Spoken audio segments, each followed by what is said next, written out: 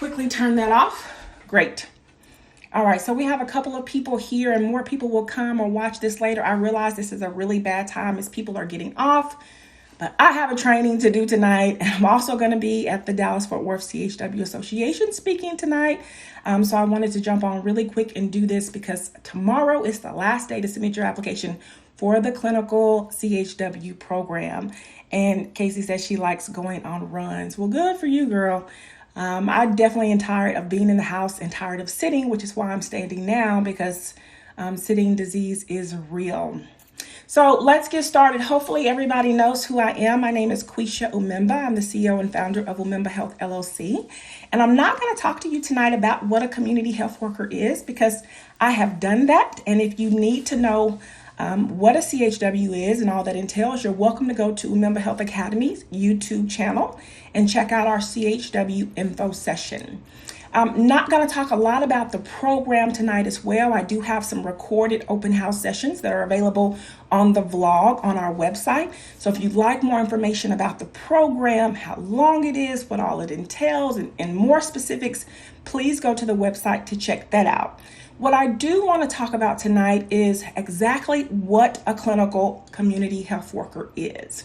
And the reason that I think this is important is because there seems to be a perception that I want to clinicalize or medicalize community health workers, and that's certainly not the case at all. Thanks for joining.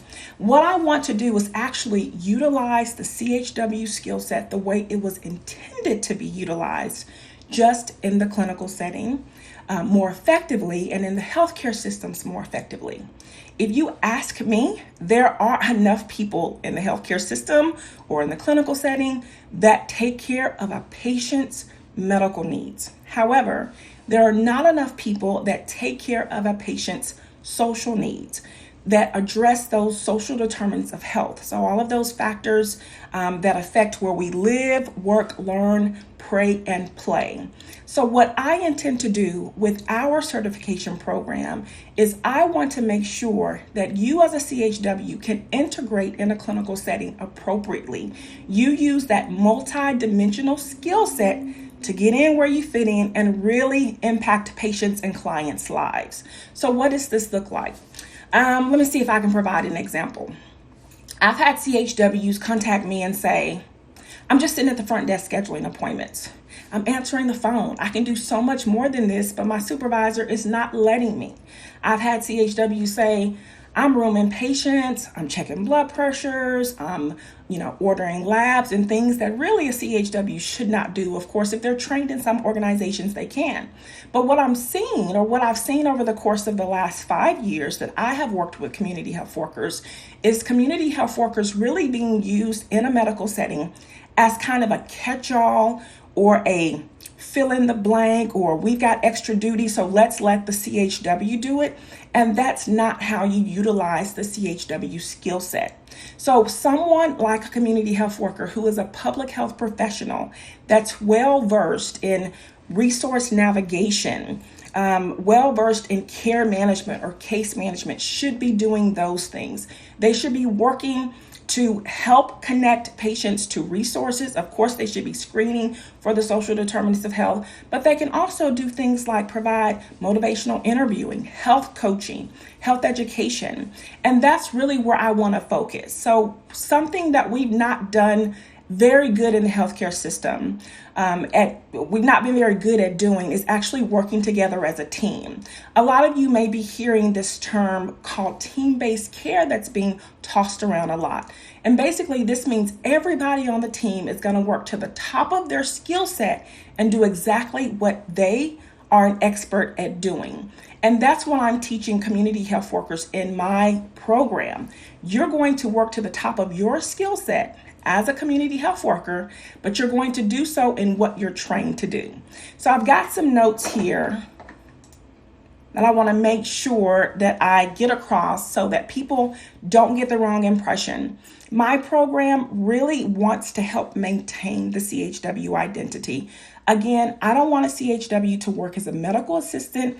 I don't want a CHW to work as a CNA. Not to say that there are not individuals that are certified as both medical assistants and CNAs, or medical assistants and CHWs rather, because they are. But what I want to do is, again, keep that true definition of a CHW and utilize your skills within the scope of practice. A medical assistant has their scope. They room the patients. They obtain patient histories.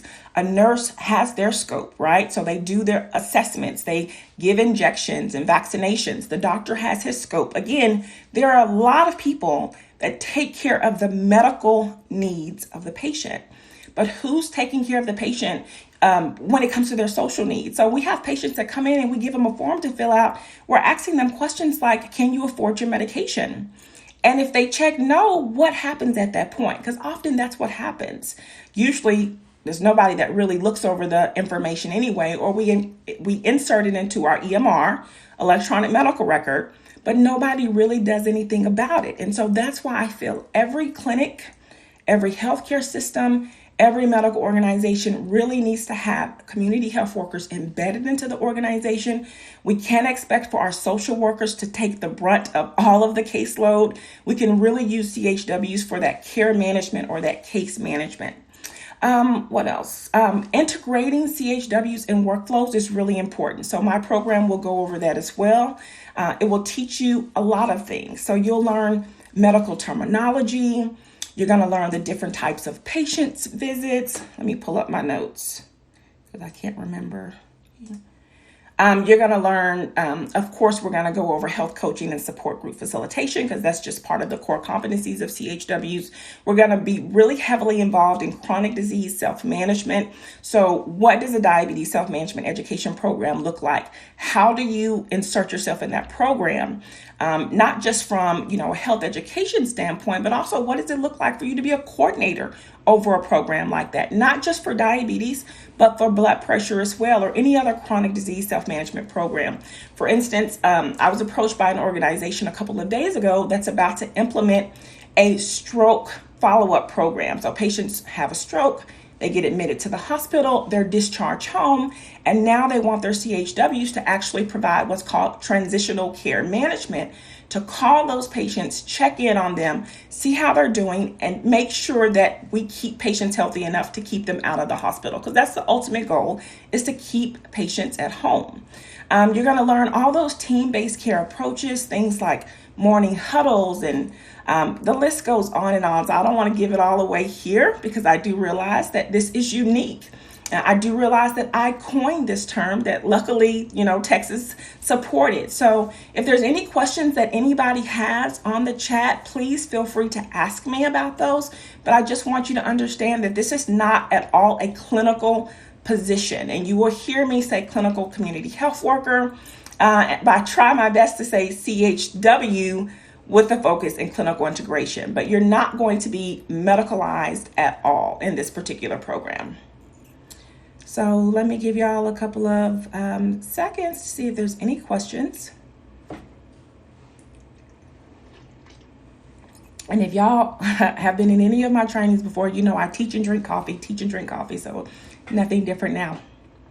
So let me talk about some upcoming training opportunities. And again, if you have any questions, you can send them later.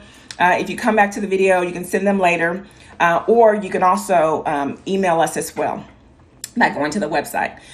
So upcoming training opportunities, of course, we've got the clinical CHW certification course, which starts on Monday, Tuesday, March the 2nd. Tomorrow is the last day that we're accepting applications. You can find more information on the website. Again, this is the program that I'm talking about, the clinical community health worker certification. We will also be launching the community health worker instructor certification in April. As a matter of fact, our first class is April the 15th. I'll probably come and do another live then to talk about that, because the emphasis for that program is virtual instructor-led training, or VILT.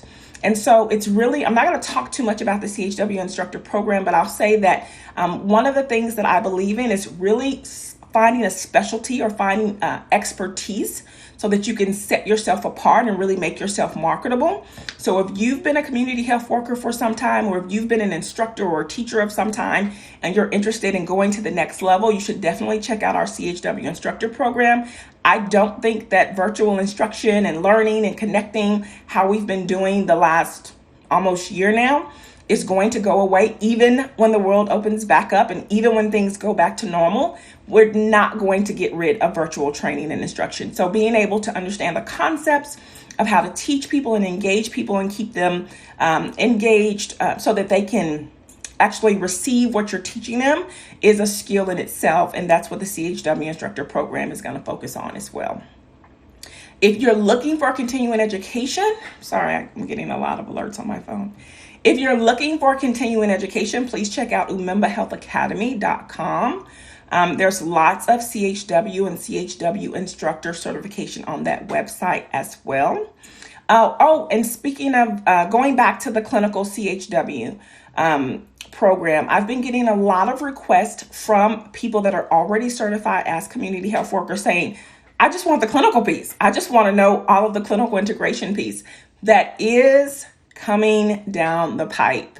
I think that will be a great continuing education opportunity for people that are already certified as community health workers. So that is something that we expect to roll out in the next 60 to 90 days. So if you're already a community health worker and you're really just, again, looking to set yourself apart, looking to make yourself more marketable, looking to specialize in something, you definitely want to stay on the lookout for that.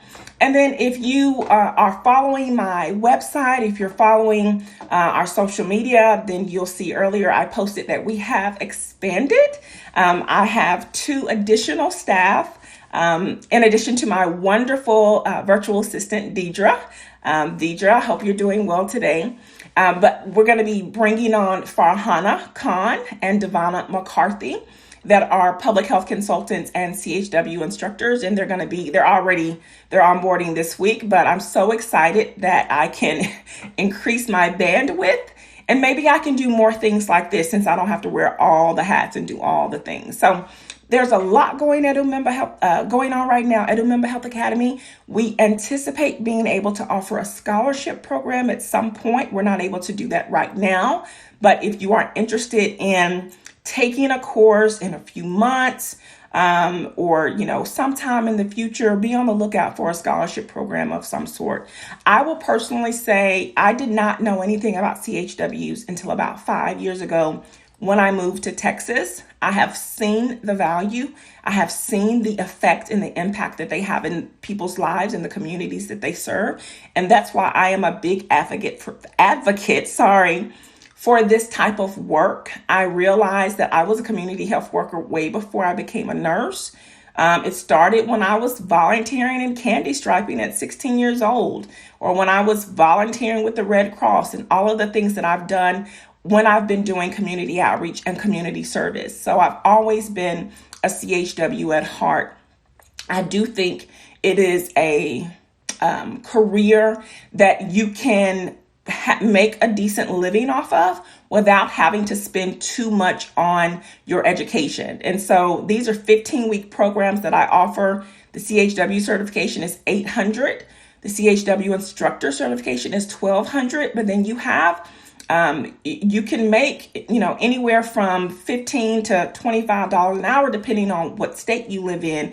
And that's really a really good return on investment, considering some people have college degrees and they're only making $12 or $13 an hour. So for me, it is a position that you're always going to be able to find a job. I do realize that they are more popular in some states like Texas than they are in other states, but it's certainly a position that I think is more popular now. Is just going to continue to get to be in high demand, especially since the onset of the pandemic and things that are going on in the world.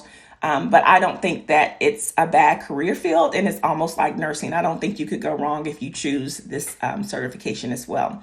So I did all of my updates. If there's no questions, I'm going to go ahead and end the live for tonight so I can get ready for my class. Again, if you need more information, you can check out our YouTube channel, Umemba Health Academy, or you can go and check out the website umembahealth.com. So thank you all so much for joining. Be safe and have a wonderful weekend. I was going to say happy Friday, but we're not there yet. Have a wonderful weekend. Talk to you all soon.